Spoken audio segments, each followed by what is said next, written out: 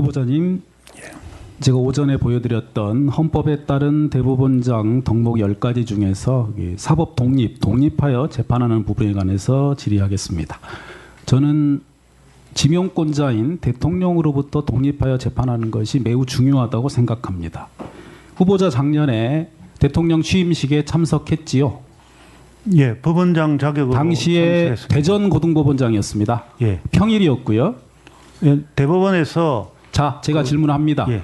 초청장 왔더라도 참석하지 않는 게 저는 맞다고 생각합니다. 두 번째, 후보자가 친한 친구 문묘 변호사님의 장녀가 2020년 7월에 서초동 행정법원에서 결혼식 했습니다. 거기 참석하셨습니까? 예. 그딸 윤석열 대통령도 참석하셨는데 대통령 만나셨어요? 그 제가 그때 다른 모임이 있어가지고 인사만 하고 갔기 때문에 못 네. 만났습니다. 우리 대통령님의 결혼식 참석하셨습니까? 참석 안 했습니다. 안 했습니까? 예. 네. 대통령과 대통령 참모들로부터 이번에 어떤 경위로 지명을 받았는가에 대한 절차를 여쭤봤더니 답을 안 하셨어요. 예. 비밀 서약을 했다고 하는데 어느 법률에 그런 서약을 근거로 해서 국민의 알 권리를 무시하는 답변을 할 수 있는지 의문입니다. 국민들께 소상히 알려야 된다고 생각하는데 의견 어떠세요?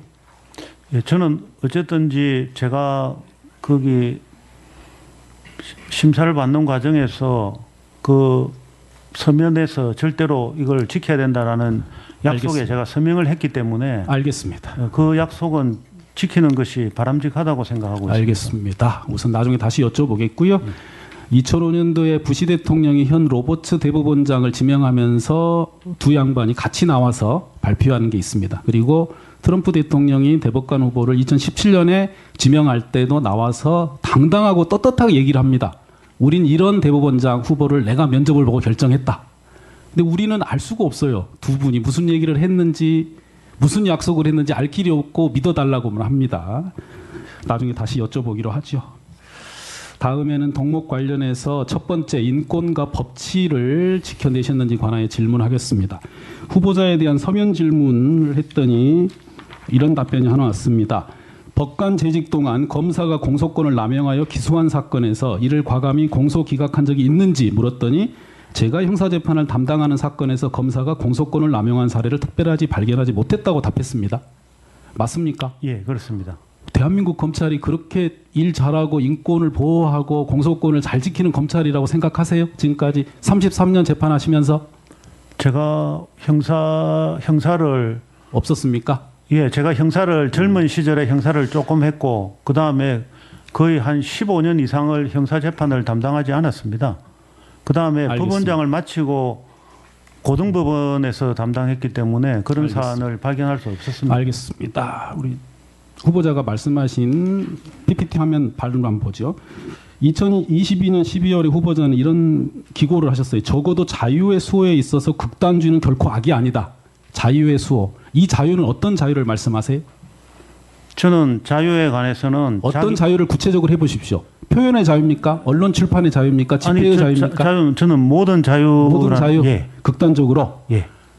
검찰의 영장으로 제약되는 신체의 자유, 사생활의 비밀과 자유. 극단적으로 수호했어야지요.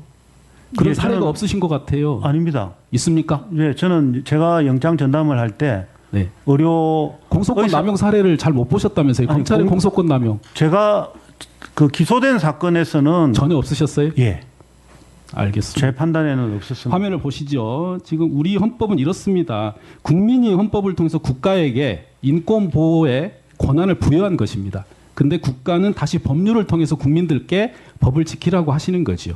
근데 우리 국가기관, 특히 검찰은 오른쪽 부분에 집중하고 있습니다. 법을 안 지켰다는 이유로 오로지 국민을 수사 대상, 검사의 관점으로만 보는데요. 왼쪽의 관점을 회복해야 되는 거예요.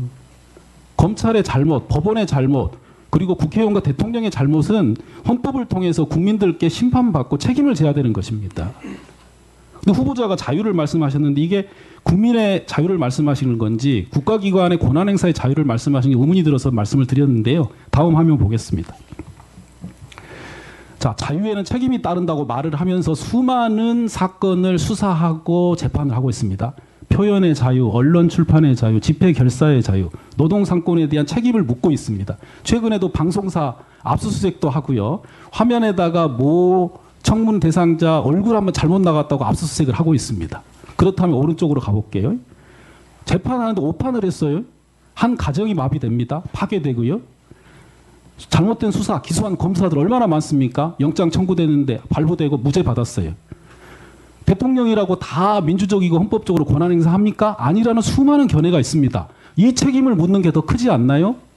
대법원장 후보자 어떻게 생각하십니까? 예, 법의 지배라는 것이 원칙적으로 국가로부터 국민을 보호하는 것이 법의 지배의 오른쪽. 원칙이 맞습니다. 중요하죠. 예. 자, 그러면은 이 표현의 자유, 언론 출판의 자유, 집회 결사의 자유에 대한 수사기관의 압수수색 영장의 발부 너무 남발하고 있습니다. 노동 3권으로 인한 파업에 대한 가압류도 법원에서 과하게 하고 있어요. 반대로 말씀드려볼까요? 오늘 후보자가 청문회 준비하는 과정, 오늘 답변하는 내용을 아마 리스트를 만들면 후보자와 배우자와 부모, 자녀들과 처남이 수많은 범죄의 리스트를 만들 수 있습니다. 누군가 고발을 할 수도 있습니다. 그럼 수사기관은 수사를 착수한다면 우리나라 수사기관은 바로 압수수색 먼저 할 겁니다.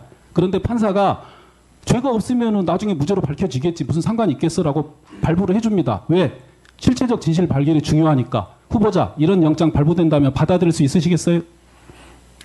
지금 조금 뭐 외람됩니다만은 저는 저희 가족이나 제 처남이나 법령에 위반한 일을 한 일은 전혀 없습니다. 그런 사례가 과거에 모 장관 후보자에 대한 청문회 과정에서 있었기 때문에 말씀을 드리고요. 지금 우리 사회가 모든 사람의 인생을 사법화하는 지금 작용에 이르렀습니다. 후보자도 그런 지금 한가운데 와 계신 거예요.